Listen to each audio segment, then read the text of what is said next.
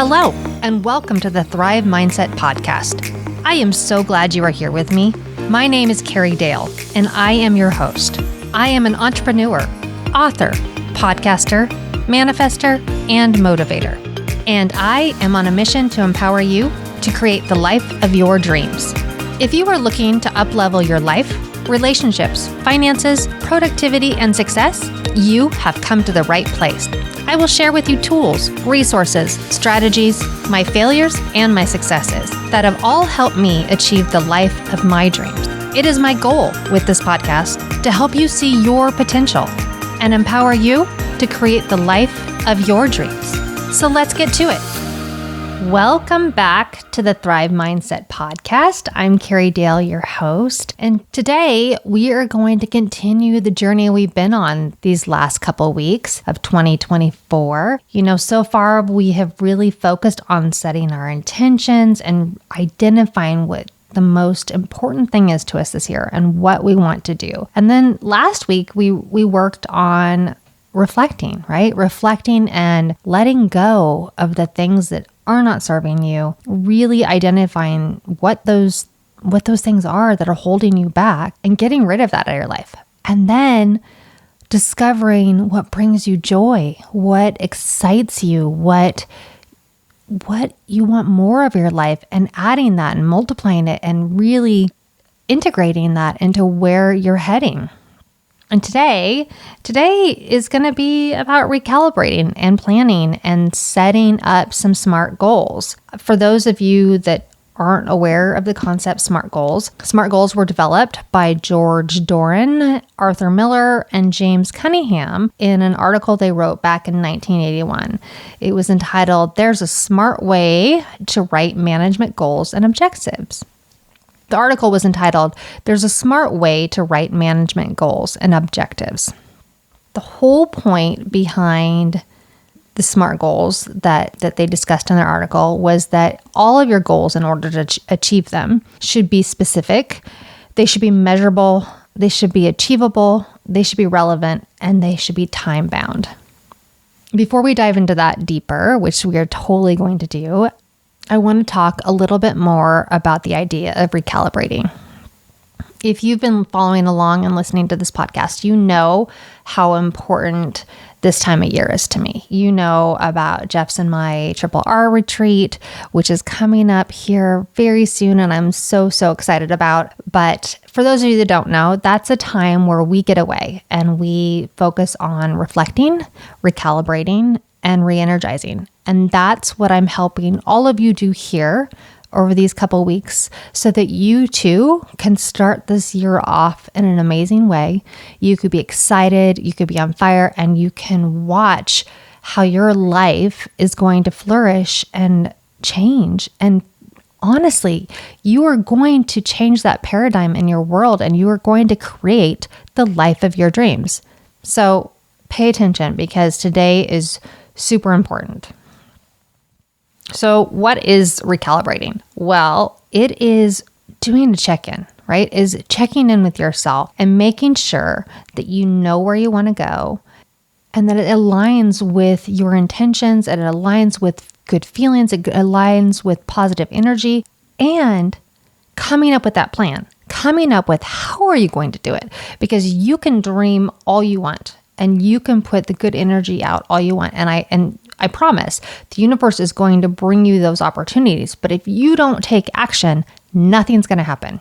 You cannot just sit there. You can dream, you can visualize, you can put it out. But if you sit still and you don't receive it and do something with it, well, it's just going to sit there waiting for you to grab a hold. So the biggest thing you can get out of recalibrating is a plan, right? That's going to keep you focused. It's going to keep you from burning out. And it's going to ensure that you are continuing to grow and move in the right direction. I cannot tell you how important this step of everything is. This is truly what is going to change your life. All right, so let's dig into the whole concept of SMART goals. I am going to absolutely use the metrics that that George Doran, Arthur Miller, and James Cunningham set in place when they created this concept. But I'm also going to add a few little things that I feel are important and that keep me moving forward. But let's start out with the first one. The first part of SMART goals is to be very specific, right? So instead of saying, I want to become a runner, set a specific goal, such as, I want to run a 10K by July 4th. Or let's say running's not your thing and you are working on writing a book. Instead of your goal being, I'm going to write a book, your goal should be very specific to what that book is. I am writing a children's book that is going to inspire little ones to learn manners. Whatever your goal is, and I'm sure you have it by now, but really, really not only be clear on what you want, but be clear on how you say that to others or how you would write that down. Be very, very specific, because the vagueness leaves a lot of open space. It leaves a lot of other possibilities. And when you want something, when you want it and you know what it is and it's super specific, that is what's going to come to you. But when you are vague about it, oh boy, the things that could come could be way off base from what it is you truly want. So be specific. The next part of SMART goals is making sure it's measurable. So how do you make a goal measurable? How do you make it quantifiable and track your progress? Well, it obviously depends on what you're trying to do, right? If we're going back to the running example, well, set up measurable goals for each week. You know, you're going to run 3 times a week. How far are you going to run each times a week? How often are you going to do it? And each week building on that until you get to that final week of your race that you're going to run, or your 10K that you're going to run on your own. But that way, every single week you can track and say, I'm doing it, I'm working forward, I'm moving, I'm hitting that goal. If you're not, again, I don't want to stick with just the running or the exercising. If we want to go back to the writing a book idea, maybe it is you're going to have it written, your rough draft, of course, because a book takes time. You're going to have it written within 6 months. So if you were to outline that, how much does that mean you need to write each week? Does it mean you write a chapter a week? Does it mean you write 5,000 words a week? Whatever it is, identify it and really plan it out. So when you have your planners, when you have your journals, when you have your online calendar, make time on your calendar. Write it down. I am going to spend my Saturday writing 1 chapter this week, and make sure you hit it. So really, whatever your goal is, make sure that you can make it measurable. Now, the A in SMART goals is for achievable. And this takes a lot of self-reflection. This takes you being honest. And I know everybody goes, oh, I'm totally honest. Okay, are you honest? Are you honest with yourself? Are you being realistic with your life? Do your goals realistically fit into what you're already doing? And if they don't, are you really willing to change? Are you really willing to set aside the time to do the work? And let's just say that your goal is big. Like it is, well, let's use the book one because that is a big one. It takes a ton of work, a lot of time to write and publish a book. So you have to be extremely realistic. You have to say realistically, no, I'm not going to write and have it published within 6 months. I mean, I suppose you could if you have nothing else to do. But for most of us have busy lives. Most of us are doing things that, that we have to do on a daily basis, but yet we have these amazing dreams and goals that we want outside of that. So make sure you're being realistic about what that goal is and how soon you can achieve it. because I don't want you to look back and be like, oh my God, I didn't do this. Once again, I didn't do it. When you have a goal set that is achievable, you know that ahead of time, you know it's possible, and your mindset shifts. Your mindset gets into this, okay, so this isn't just a dream anymore. This is something I can realistically do, and I can see how this fits into my daily life in a way that is totally going to happen.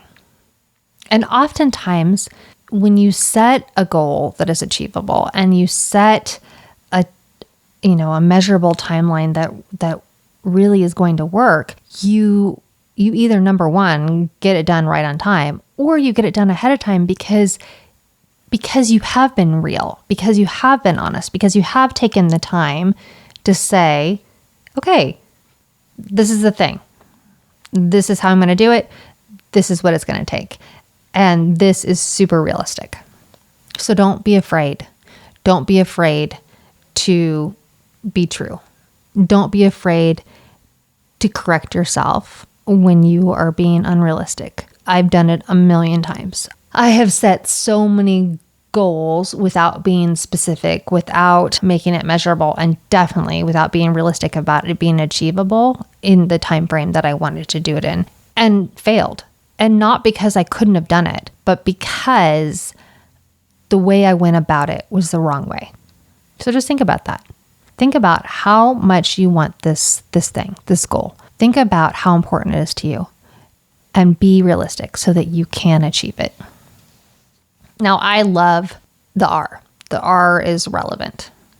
And relevant means basically that you are choosing a goal that matters to you and that aligns with your values and long-term objectives. And while that can seem like a super easy task, and for some it is, what is so exciting and important to me about relevance is that when you can align it with yourself and your energy, and you can feel that excitement about where you're headed, it makes all the difference. And we've talked about that, right? We talked last week about finding more joy in your life and adding that, and how that energy creates more of that positivity, which draws more positive to you. And relevance is the same idea. It's this power within you to keep you going. It's the encouragement that you need. It is, for me, it is that finding that word. We talked about how my word this year is to empower, and with each and every day, that grows stronger and stronger within me. And I am so in love with the idea of empowering you and empowering me, and putting empowerment into everything. And it just seems to effortlessly be flowing into everything I'm doing. And why? Because it's flippin' relevant, because it's exciting, and it works, and it aligns with everything, not just Thrive mindset, not just my real estate business, not just my family, not just the fun things I do, but empower. That word encompasses everything I'm doing. So if you haven't picked your word, I'm going to remind you to go back and do that, because boy, it is relevant. It is going to align you and keep you going. And that is what you need to succeed this year. And the last concept of SMART goals is making it time bound, which, I mean, in other words, is basically just setting a time limit, right? A time that you're going to accomplish that. So you're running a 5K, you're gonna do that in 2 months. You're running a 10K, you're gonna accomplish that in 4 months. You are writing a book, you're gonna have the rough draft done in 6 months. You are going to get into the best shape of your life. You are going to commit to working out 3 to 4 times a week. You are going to commit to making healthy food choices. And at, month 3, you're going to see what your progress is, and you're going to keep building on that. Whatever it is, set timelines. Set timelines to keep yourself accountable, and share your timelines. Tell your friends, tell your partner, tell your friends. Just tell the world what it is you're doing, because when you put it out there, you are not only telling the universe, hey, hello, look at me, this is what I'm doing right now, and you need to get up next to me because this is going to happen. but you're keeping yourself accountable, because when you keep it inside and you keep this little time frame in just your head, nobody else knows. And it's a great excuse to not do it. So tell people what you're doing. So before we dig in to creating an action plan, which is a big part of the strategy of a SMART goal, I want to touch on the additional pieces that mean a lot to me and keep me progressing.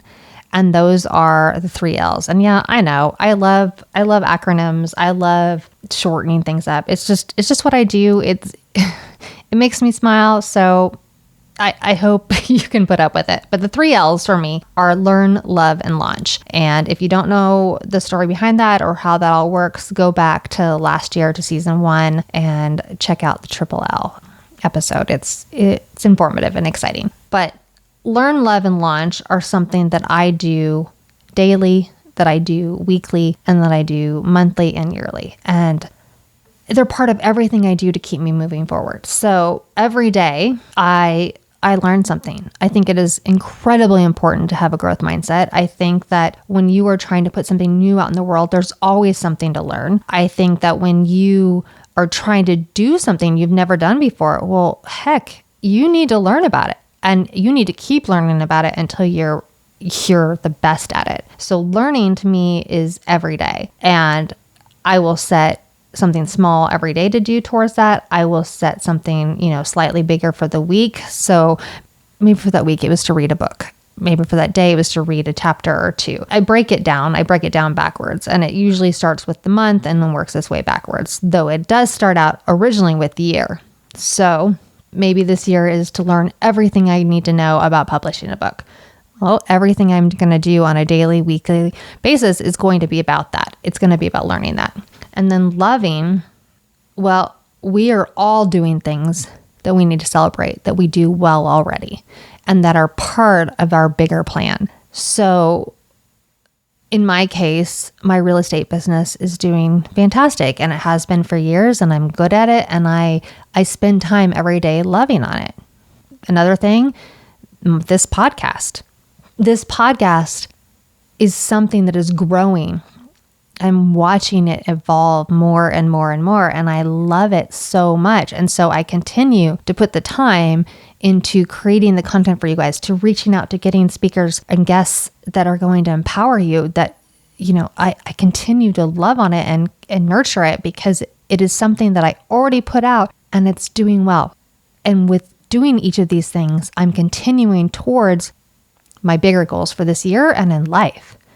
So figure out what it is you have already done that is serving you well, and keep loving on it and identify that. Again, break that down into weekly, daily, monthly, all the things, because this is going to be part of your action plan. And then lastly, launching.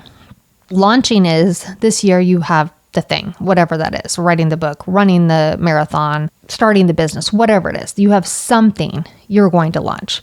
And daily, weekly, and monthly, you should be able to break that back down into things that you can do that are going to push you towards that. So let's say you're starting a business. You could be spending this year on a daily basis putting out social posts and talking about it. You could be reaching out to people in your community and bringing it up, saying, hey, this is what I'm doing. I'm super excited about this. I really want to work on creating this event. Do you have any ideas around that? Do you have any ideas for speakers? I mean, there's things you can do every single flippin' day to launch it without truly launching the big thing, but you're still putting it out there. And again, if I went through the L's too fast, please, please, please go back to that podcast episode and listen to the whole episode, which will really break that down in a more detailed way for you. But let's move on. Once you've created your SMART goal and you know what your 3 L's are, now it's time for an action plan. Now it's time for strategies. I love the idea of taking a piece of paper and putting your goal in the middle, and then having different areas around it where you focus on the first most important thing that's going to get you there, then the second thing that's going to get you there, and the third thing that's going to get you there, and the fourth thing, and then the actions that you can take within that. So I'm going to use the writing a book idea again, because this is an easy one for me to visualize right now. you want to write a book. So the first thing would be to write the rough draft. So have your action plan for that, right? So decide your time frames, how much you're going to do every week, when you're going to be done with it. The next thing would be to be getting it edited. So finding an editor, going through that whole process, which, by the way, from what I hear, takes a long amount of time. So if that is your goal, be prepared. I hear the editing is definitely the hardest part of writing a book. And then maybe the next thing is finding a publisher, right? And the steps that go along with that, discovering who's the right fit, which publishers publish books in your genre. I mean, all these things. So just write everything down in bubbles all over a piece of paper that you think apply to this goal, and then separate them and organize them and put them into priorities, and then come up with a good action plan based off of that, making it specific, making it measurable, making it relevant, making it achievable, making it time bound. It takes time. It takes work. But when you do it, when you take the time, when you make the effort, the goals, the dreams, everything will happen. It's when you aren't willing to do the work. It's like I said in the beginning, you have to do it in order to manifest it. But there is a balance. There is a very, very big balancing factor to all this. And that is to make sure your goals bring you joy. Make sure that you are happy about what you're doing, that you are excited, that the energy coming off of you during this whole pursuit is good, is positive. Sure, you are going to have moments where you're down on yourself. You're going to have moments where the day is not going right. But the more time you can align your joy and excitement with your action plan, with your goals, better the outcome's going to be for you. And joy and excitement, when it's aligned with your goals, it can honestly help keep you motivated, right? Because then you'll look forward to it. You'll look forward to tomorrow. You'll look forward to the things you have to do. Even when you have the busiest day of all, you will look forward to it and be excited to make time for it. And that will bring you fulfillment. And that will continue to perpetuate and grow this desire in you to keep after it. So don't let the joy not be included in this. All right. I think I've given you all a lot to do this week. I hope I have not overwhelmed you. I would encourage you to really spend the time doing the work now so that you can achieve everything you want to in 24. Because I believe that 2024 is going to be amazing. I believe it's going to be amazing for all of us. So do it. Don't wait. Don't delay. Don't put it off. Make the time. Put it on your calendar right now. Put it on there to sit down and work on those SMART goals. And tell me about them. I would love to hear what you're doing. Remember, I told you to put it out there and say it out loud. Well, maybe you are embarrassed. Maybe you are afraid of telling somebody close to you. Share it with me. Tell me about it. I'd love to help keep you accountable. I'll share mine. I mean, we can work together. And if you want to explore that more, remember that I do have our monthly dreams group, and these are the things that we are working on. And that group is amazing, and they are doing amazing things. So join us with that. I would love to see you there. You can find out more of that on the website, thrivemindset.io. And if this podcast was encouraging to you or informational, or you liked it, I would love it if you would share it with your friends, your family, if you put it out on socials, and comment and tell me what you want more of, because I'm happy to find guests to help with that. Like I said, this is the year for us to empower each other. It is the year for you to be empowered. It's the year for me to be empowered. It is the year we are going to achieve things. And above all else, remember that I believe in you, and you can manifest the life of your dreams.